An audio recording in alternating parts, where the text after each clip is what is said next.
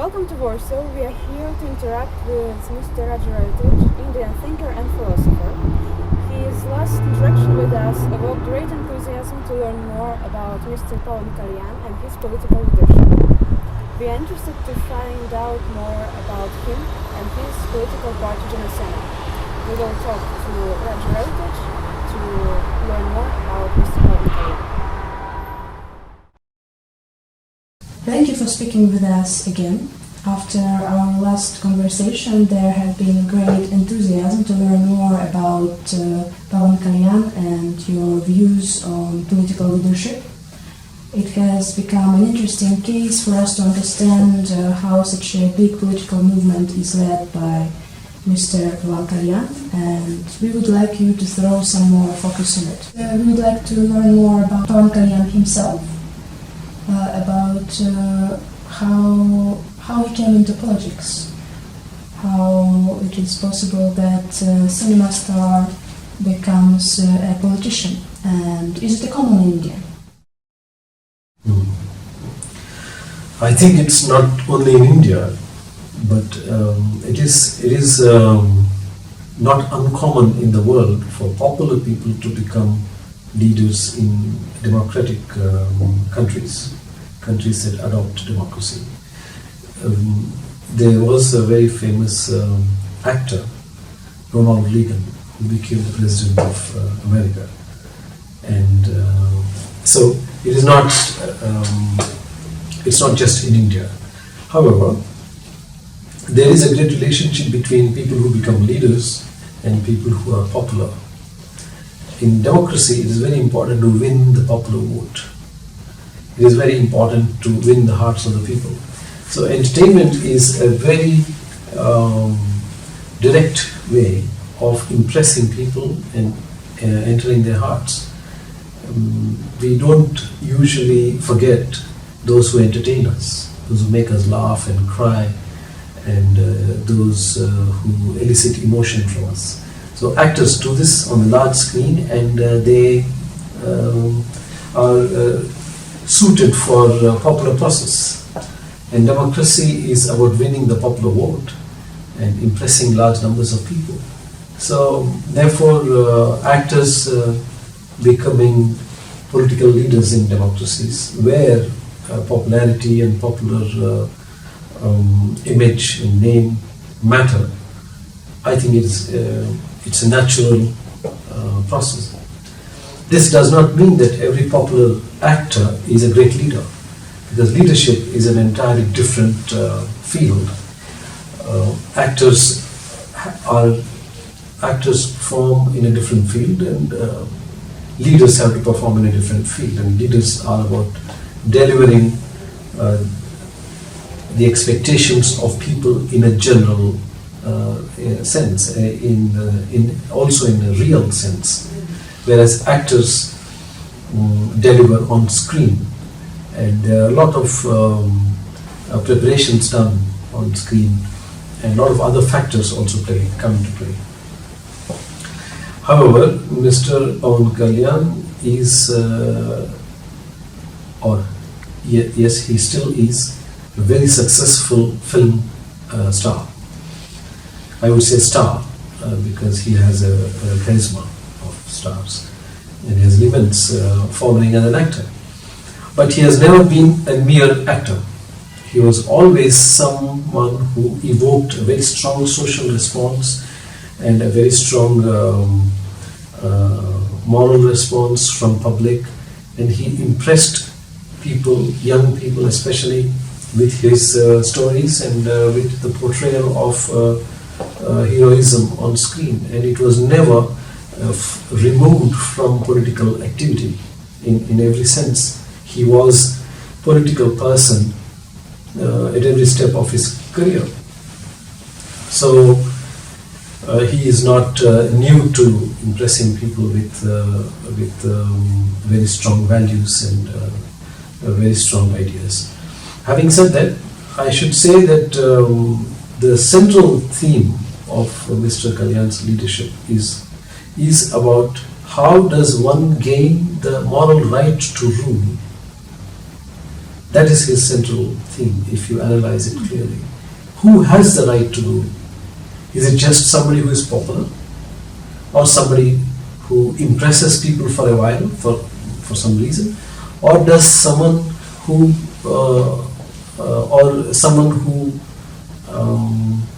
can drive fear into public? Or someone who promises a lot of things to public very freely? There was a European politician visiting Andhra Pradesh, in our state, Andhra Pradesh, about 20 years back, nearly 20 years back. And at that time, there was a particular person, our chief minister at that time, was making many promises. And this European politician said that if any politician, any leader in Europe made such promises as he is making, he would be behind bars. Because it's not, sometimes people earn their so-called right to rule by simply promising many things, sometimes very unrealistic things. So the question which Mr. Kalyan is asking in his leadership throughout is, who actually has the right to rule? This is a very important question. When somebody stands up and says, I wish to be your representative in a democracy, please vote for me and vote for my party, they should say, at least for themselves, they should have the question, do they have the right to rule? And what is their right? What is their claim to the right to rule? This is what is the biggest question for leaders, and he is a person who is creating an entirely new paradigm, an entirely new sphere or a turf in Indian or in local regional politics, at least for now, as to who must rule and who must not. For example, should a person who has convicted criminal record, should he have the right to rule? Should someone who has a very strong immoral practices as his background, should he have a right to rule?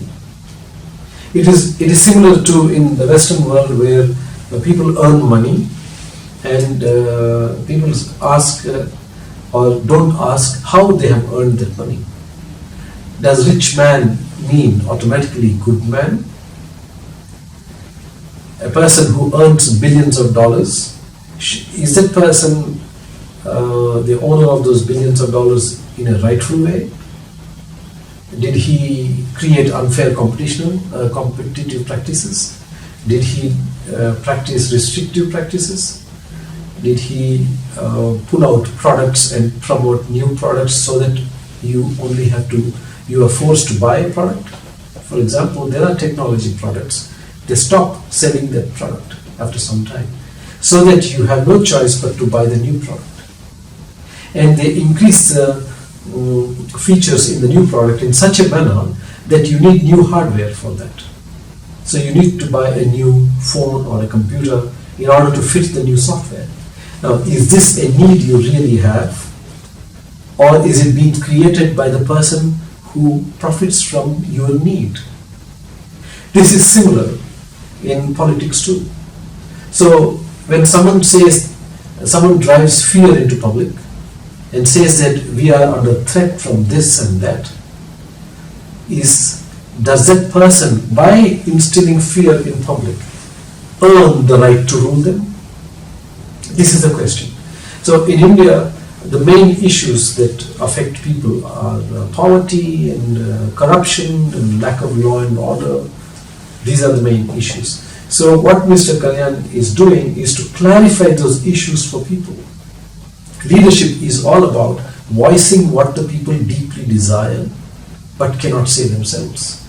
There are about 80 million people in the two states which speak Telugu, where Mr. Kalyan is very popular. Now what he is doing is to voice what concerns these people have. when he becomes the voice of that mass, a huge mass of people, then they begin to identify with him. This is what he is attempting to do. So he is not a populist leader, he is a popular leader. He is not a populist where he does and says things only so that he earns popularity. In fact, a lot of things that he says are unpopular. But then he walks that very tight rope, or in the words of Somerset Maugham, is walking the edge of the knife, where salvation lies on the edge of the knife. So he is always on the edge of the knife. And it is very hard life to be like that, because he has to continuously live up to very unreal expectations from a huge number of people. But that is how he earns the right to rule. He will earn the right to rule by walking that very fine edge of the knife, very thin edge of the knife. And normal people don't do that. So the biggest question I think he is answering, if I have to characterize his leadership, is about how he goes about earning the right to rule. He is very patient, he is temperate, and by temperate I mean his temperance. That means the appropriate use of his, we can say, words or thoughts. That temperance that he has, the patience that he has, and the enduring capacity he has, these are some of the things that shine through in his work as a leader. And he's going about creating awareness among people as to what is his claim to rule, to govern. That is what he's doing right now. It sounds like Pawan Kalyan is very different from leaders of other popular political parties. Is Yes. that so? In what way he is different? He's very different because he's extremely, you can say, focused on the ideals of the JanaSena Party, and he's not willing to trade those ideals for victory. A lot of people, when they cite victory, when they look at winning the elections, they will bend their ideas to fit that victory. If they get a feeling, if they get a sense that if they promise this or that to the public, then they will get voted to power, they will do it. That's the difference between the others and this leader. That's what I've very closely seen him do that. That he is not going to compromise on what ideas he believes are right for the people. So, for example, there are two kinds of leaders. A leader who says, there goes the crowd, I am their leader, so let me follow them. Or another kind of leader who says that there goes the crowd, I am their leader, let me make them follow me. There is a British philosopher, political philosopher, I'm not remembering his name right now. He said that anyone who panders to the popular opinion of public generally is going to be a bad leader in the longer run. Because you must follow what is right, not what is popular. You may be a very popular person, but you may take decisions that are unpopular. Do you have the courage to say to the people that you are doing this wrong, this is the right thing? And I am only one person who says that, or a very handful of people who say that. Would you follow me? He earns the right to rule by doing that. So this is the big difference between great leaders and normal leaders. And he's, as I said before, last time when I was here, that he is a great leader. And that is because he has a following, but they may not agree with him, or they may disagree with him actually, or they may agree with him. He does not really consider that as a parameter for him to put forward an idea in public as to what is right. For example, as I have given before about caste and about who should be chosen to stand for elections. Popularly or commonly, people with a lot of money are asked to represent are asked to participate in representative politics. So if one has a lot of money, then they are given a nomination or a ticket, what is called in popular, in a normal sense, in normal language, it is called a ticket, to contest as a candidate in the election, so that they can spend a lot of money and then thereby campaign very vigorously and get some votes or win. It has become normal in India now to believe that only if you have money can you be a participant in elections, can you be a contestant. This has become the norm in India. That should not be the norm. And here is a leader who does not consider the financial status of X or Y person. Rather, he considers the suitability of that individual, especially young people. He wants to bring in young people into politics by saying whether this man will stand for ideas and ideals, whether he will stand for moral leadership, whether he will stand for clean governance, or she will stand for clean governance, and then gives them an opportunity to contest. This is the difference, that he is infusing a lot of young blood into politics, and thereby creating a breeding ground for new leaders. And every now and then new leaders are necessary, and he's creating that.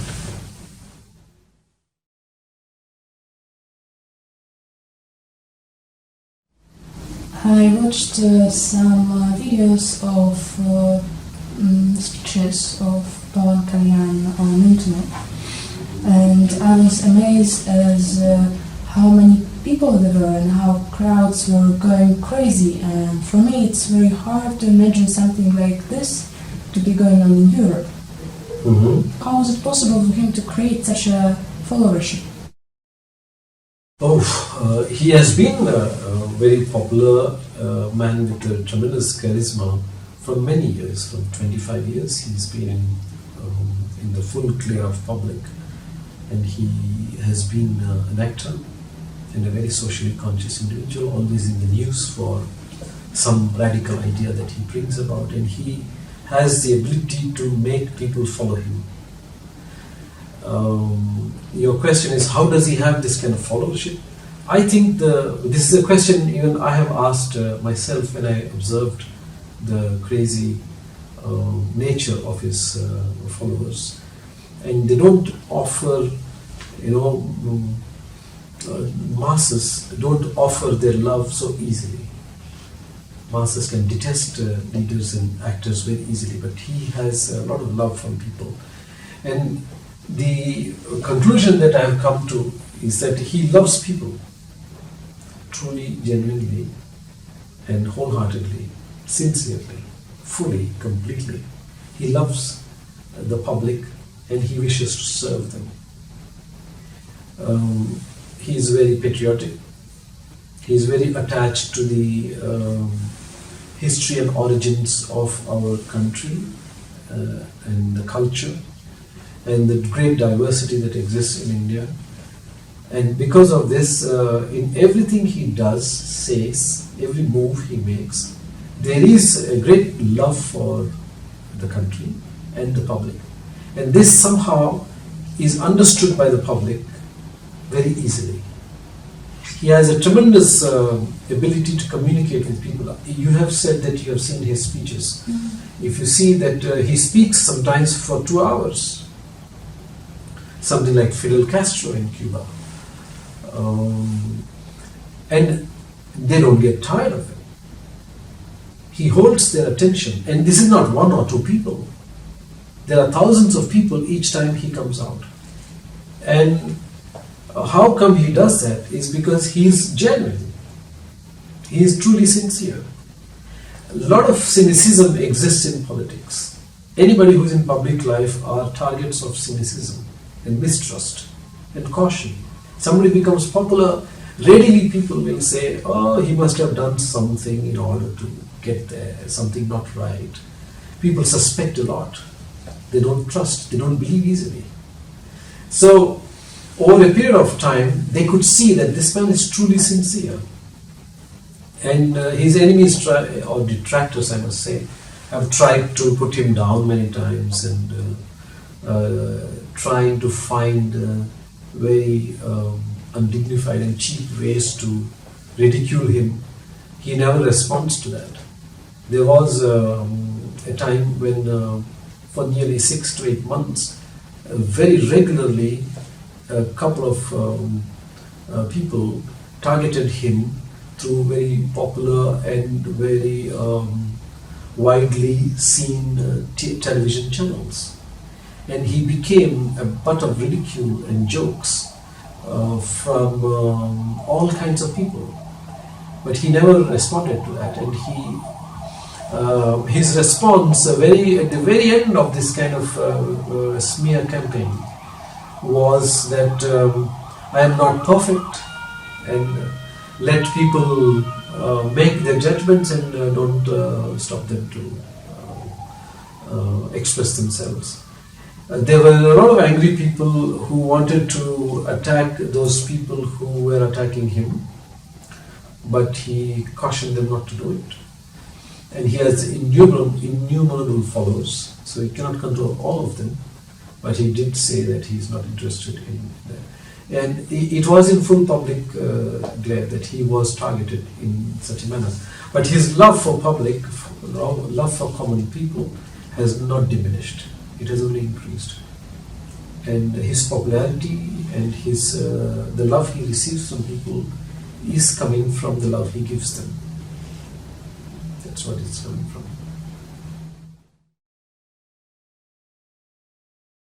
Is it possible for a person in Europe who would have the same quality as Pawan Kalyan to create the same movement, to create the same praise about this person? How do you think? These kind of questions have been asked before about if someone becomes a very famous leader, very well loved, this kind of things come. So in a way your question is very good, because it shows that Mr. Kalyan is now entering the hearts of people who are not Indians too, which is very, very heartening. At the same time, I think leaders should not be compared, because leaders come as an answer to the voice of the people of that period. You cannot take a great leader from the past, let us take, say, Mahatma Gandhi, and ask if he would lead the same way and he would be as worshipped as he was in the 1930s. I think that is unfair to him, to the great leaders, and also to the leaders who are present now. Leaders come as a result of the strife and struggle that exists at a particular moment, and leaders are the voices that come at that moment, and they are an answer to the question. If the same question is asked, then the same answer would be good. But the questions are different in each era. So I do not know. And whether it can be done in Europe, I don't think it can be done in Europe, because the European culture is different. Also, the European problems are different. Problems here are not of material nature. Europe has attained material success, industrially advanced. The problem here more is about existential vacuum, about what is life and what is the meaning of each one's life. So people here are seeking more and more a sense of meaning to their lives. Though the same is done in India, many times the sense of meaning and sense of purpose of the people in India is knocking on their doors. Is knocking on the doors in terms of discrimination, in terms of oppression, in the name of poverty, in the name of lack of civic amenities like water and drains and proper roads and electricity and hospitals or schools, lack of opportunity, presence of tremendous oppression and discrimination. These are the problems that are knocking on your door. At that time, the need to overcome these problems becomes the meaning of life. And leaders who promise this meaning, that if a leader like Mr. Kalyan comes and says, I will empower you in order to overcome these problems, I will lead you to overcome these problems, then he becomes, or he earns the right to rule. Whereas the same are not the problems here. So people who will earn the right to rule here in Europe will have to give a different answer because the question is different. So in India, he is a leader in India, and he is working at giving answers to the problems of the people in India. So therefore I think it is not right to compare. Why, despite the fact that moral power is the greatest power, from time to time in history such leaders emerge who have great followership, who lead people and enjoy a position of power for a long period of time, but many of their actions cannot be called moral in any way. How it is possible that they gain this power over people? It is a very complicated question, but in one sense it is easy also to understand it, because morality is not exercised once and then it can be considered as that person is completely moral. If I am very moral today, I have to also be moral tomorrow. Morality is something that I have to exercise every minute of my life. I may be very good to somebody now, and 5 minutes later I may be very bad to somebody. So would you call me moral or immoral? Moral or immoral keeps changing within the person. It's very relative. So therefore the dilemma, the moral dilemma that presents itself to leaders and to public and to people in general is always very complex, and it has to be worked out from situation to situation and person to person and issue to issue that people face. So it is never complete, and it is never that once you are moral and then you don't need to be moral anymore. It is not like that. So great leaders, they attain power sometimes through legal and legitimate means, and sometimes through illegitimate means, and sometimes through a little bit of legitimate means and a little bit of illegitimate means. So you cannot really pass a blanket judgment on any particular leadership in general unless you specify a particular person and then say, what did this person do which is immoral and yet he has received power. You will not be able to completely ascertain the power of moral leadership. There are other ways of leading. It is not just moral power. I only claim that moral power is true power. There could be power over someone. Someone can have power over another person or a group of people with fear.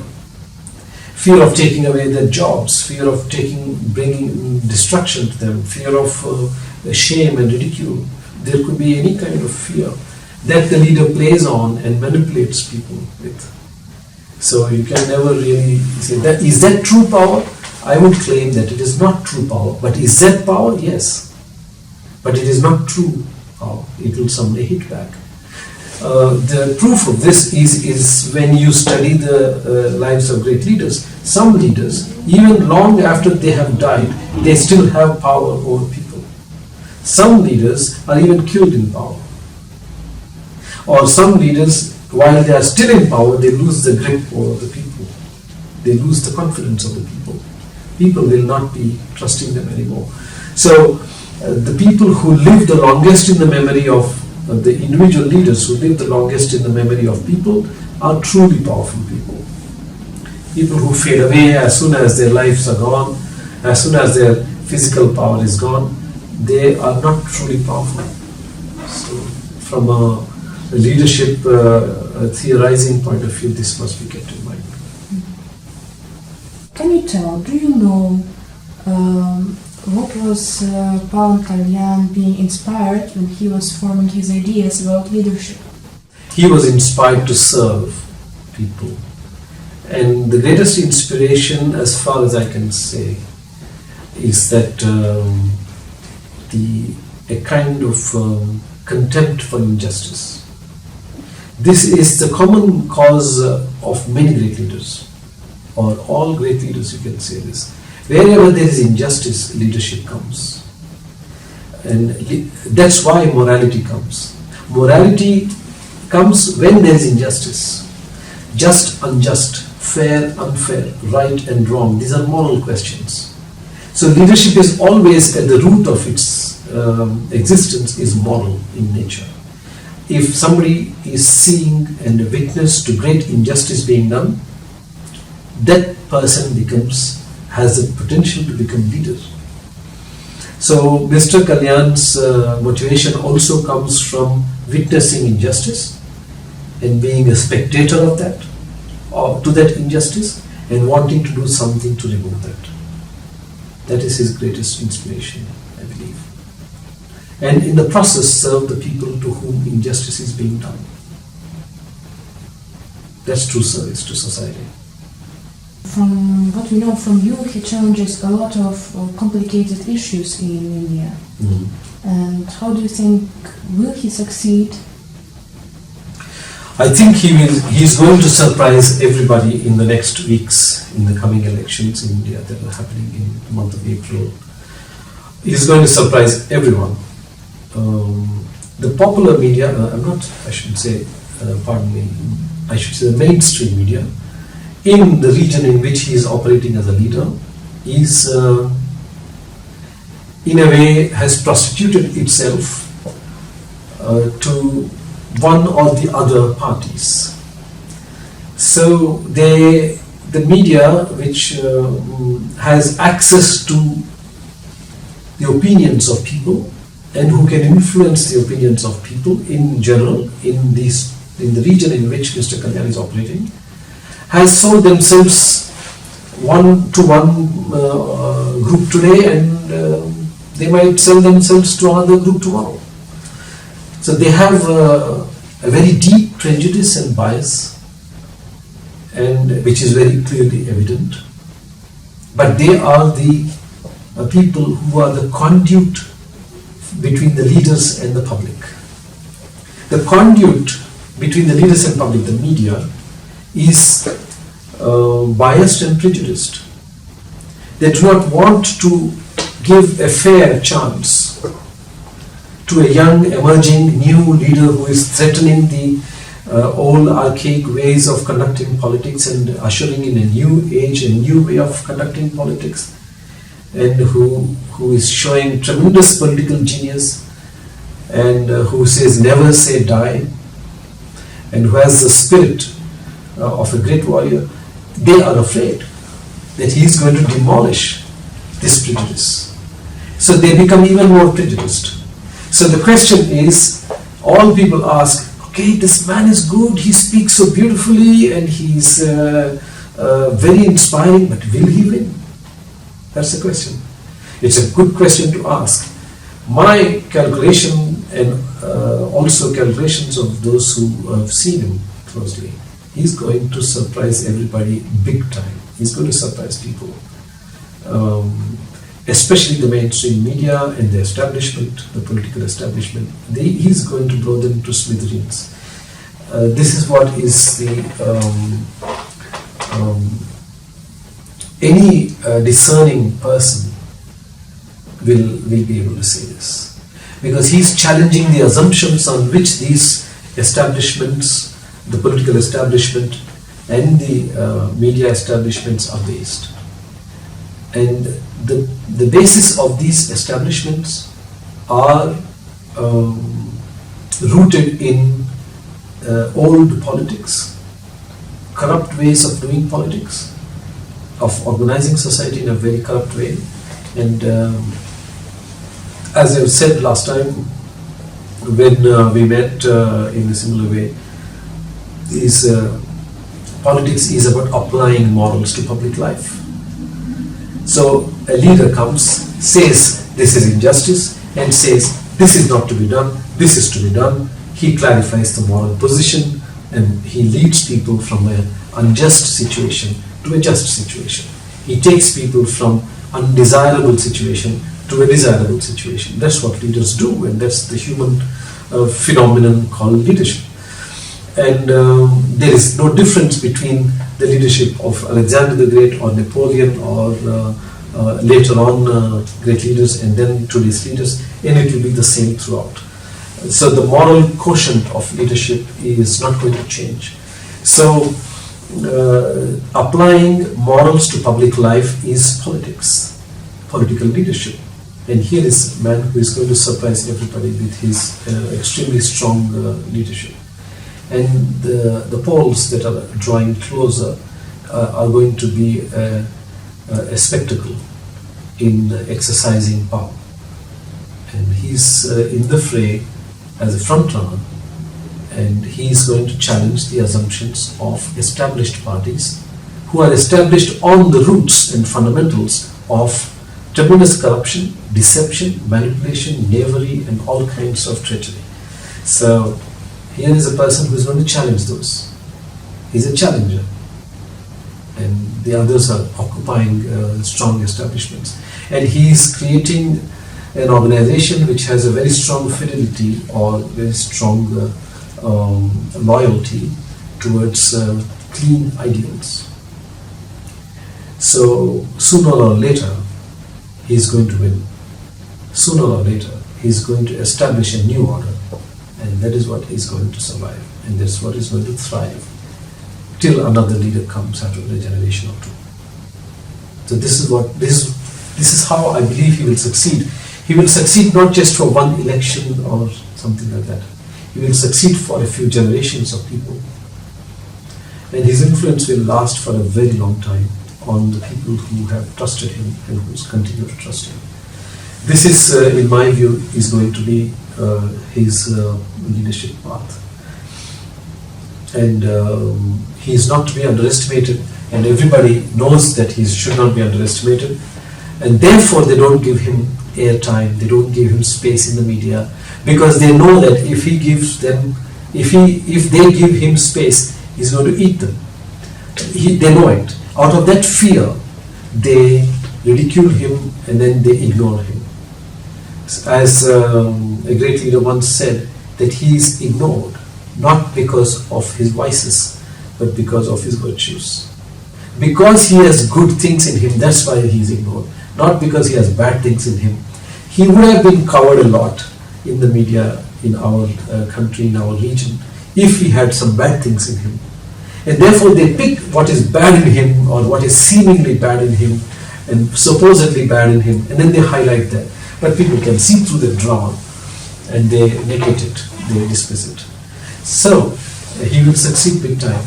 And success is not just at the hustings, not just at the polls, not just at the elections. Success in establishing a new way of doing politics in the country and in the region in which he operates.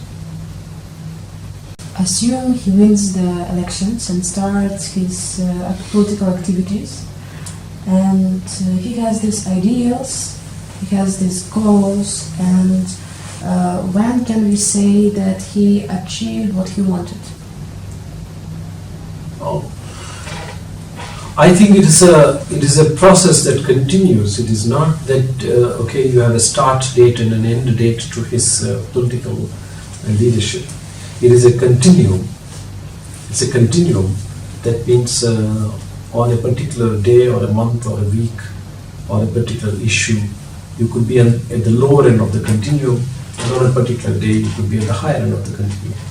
And morality as a question facing the public is never going to go away. There have been great human beings whom in India we call avatars, who walked the earth. But morality and corruption and lying and cheating and sinful nature will not go away in people. It is the nature of people. So you can never say that, okay, he has finished his journey, now he can say he succeeded. Success is in holding on to the ideal. Success is in continuing to impress upon people and inspiring them about what is right.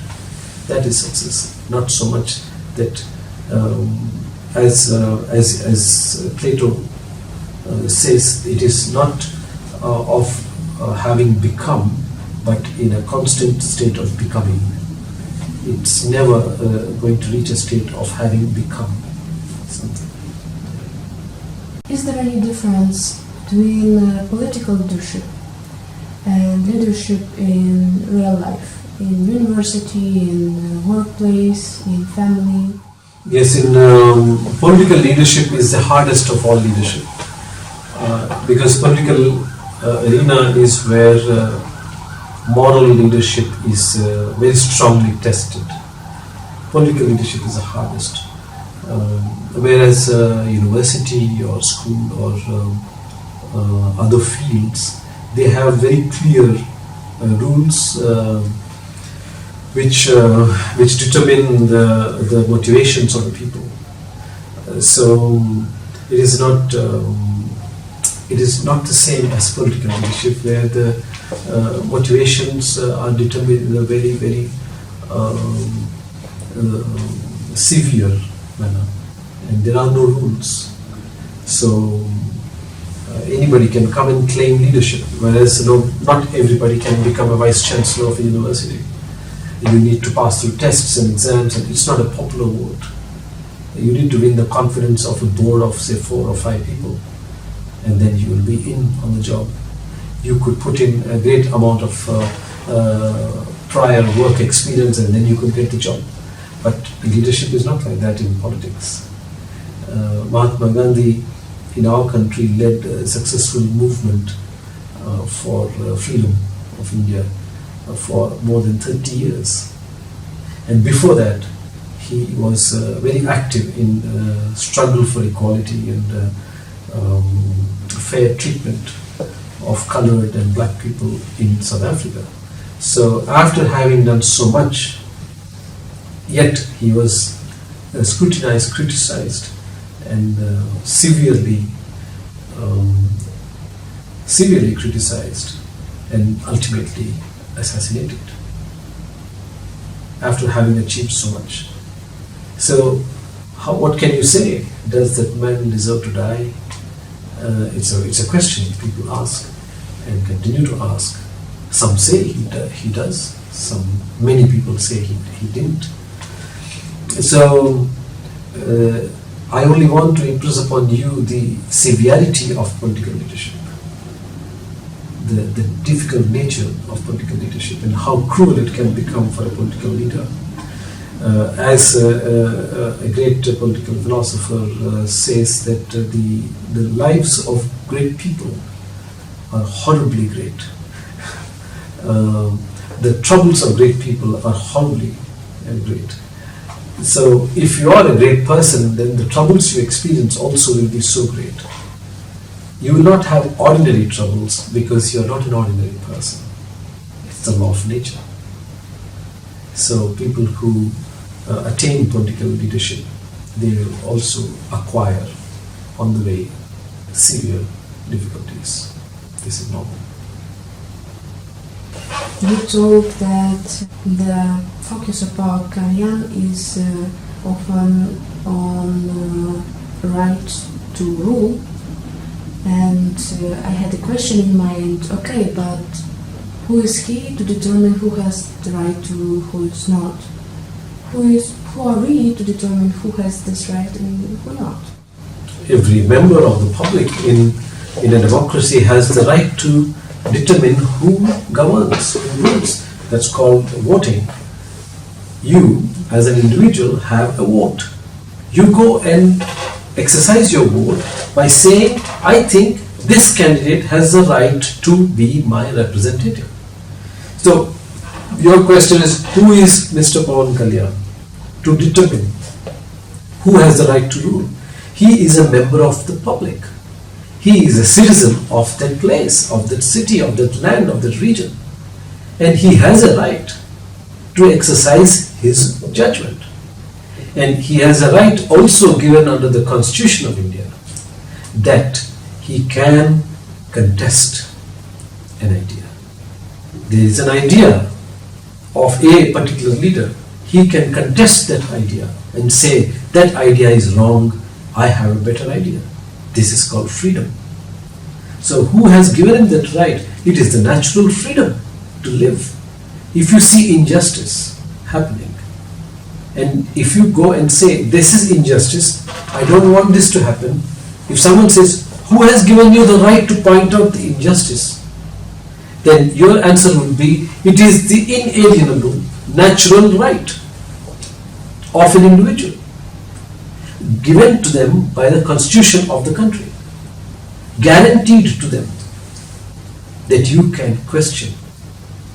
So this is how, this is the great, you can say, the cradle of democracy has given us, which is the Greek philosophers. And India, you can say, is a crucible of political leadership, because India has given a number of great political leaders. Because this contesting each other's ideas is done in a very vehement and vociferous way in India. It is not so easy to become a leader in India, because you have a lot of people contesting what you say, debating with what you say, opposing what you say. You have to fight through all that and come over. So if you ask what has given Mr. Pawan Kalyan the right, he is earning the right. Every day he is earning it with his blood, sweat and tears. Do you think that Pawan Kalyan is able to bring a revolution to the life of Indian people, and how he will make it? I wouldn't go so far at the moment to call it revolution, because revolution as a word has been applied historically to upheavals which are also violent in nature. That's one. And revolutions take a long time in coming. They don't happen overnight, and those revolutions which happen overnight are very violent and very forcibly done. So this is not anything like that. But I would say that he understands the ingredients that go into a revolution.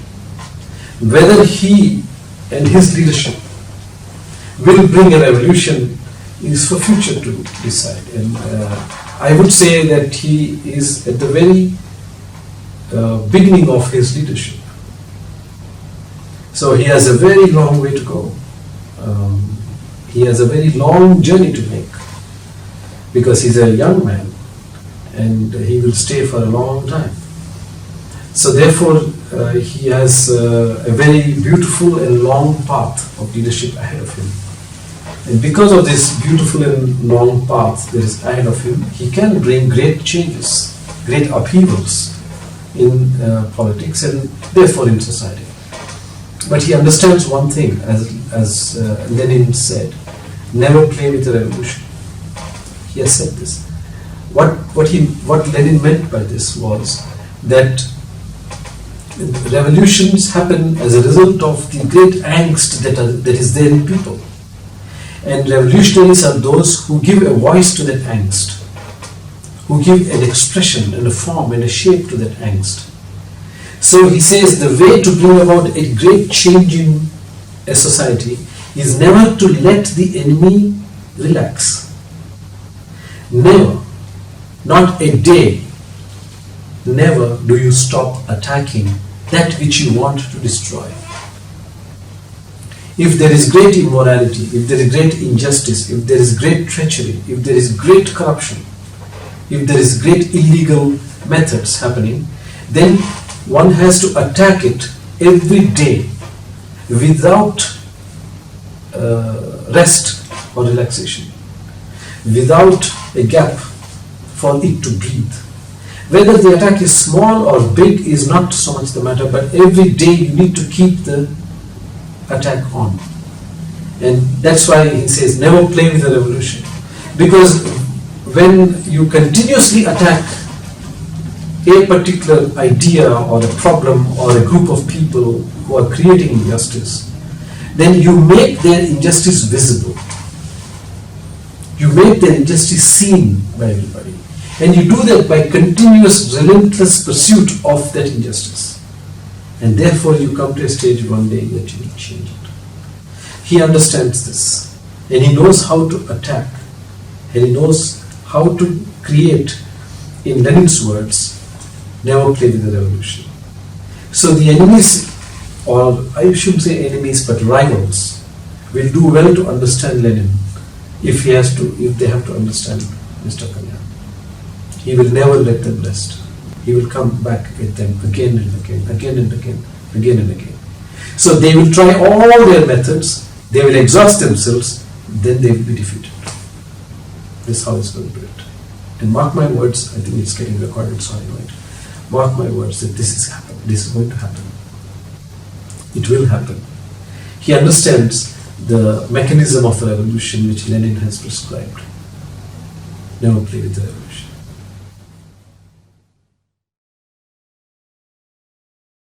This introduction on political leadership of Pawan Kalyan helped us to understand better the nature of leadership and to learn more about this inspiring leader. We think that it is very important that such leaders emerge in the world, and it was a pleasure for us to learn more about him. We wish that we had such leaders in Europe, and I personally think that if I was Indian, I would vote for him. Thank you very much.